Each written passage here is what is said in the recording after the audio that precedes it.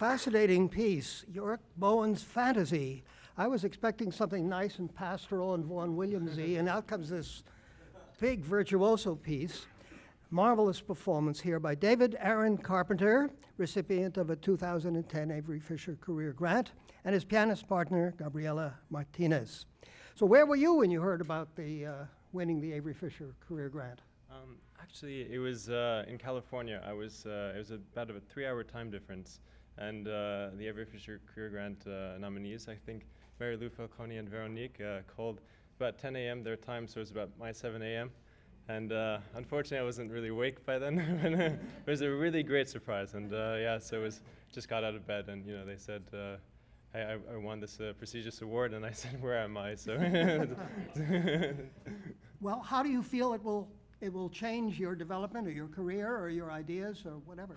Well, actually, obviously, this is one of the most humbling and honored, kind of award one could receive, and it is very humbling to join the luminaries that have been the past winners of the Avery Fisher Career Grant.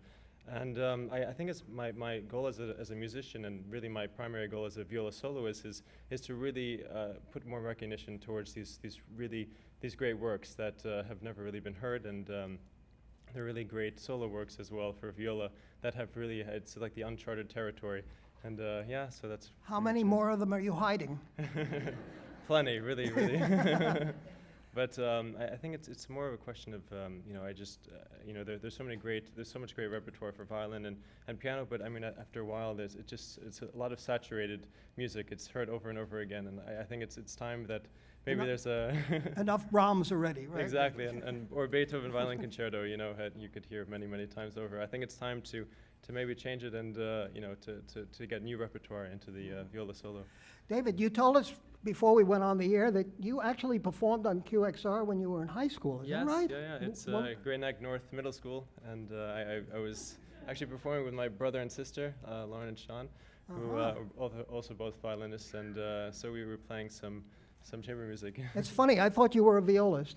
Yeah, well, that's one of the reasons I had to change the viola, because my brother and sister both play the violin, so they designated me the violist of the family. So. Good thing they might have made you a cellist. You'd have to lug the big thing around. My mom couldn't carry it, so it's... Another thing that's kind of interesting, you have a political science degree, I'm told, from Princeton, and you got the Presidential Gold Medal, which suggests that you're kind of bright on top of everything else. No, it's all hype, but it's... But you obviously are interested in more than just music. Oh, absolutely, yeah. I think it's definitely important to have, a sort of well-rounded education, to go with a sort of the music world as well. But no, it's really been fascinating to have both loves and both passions. Terrific. Well, we wish you great success, and I'm waiting anxiously to hear the rest of your viola treasures that you've been... Well, you can hear my newest recording, the Elgar Cello Concerto. Yeah.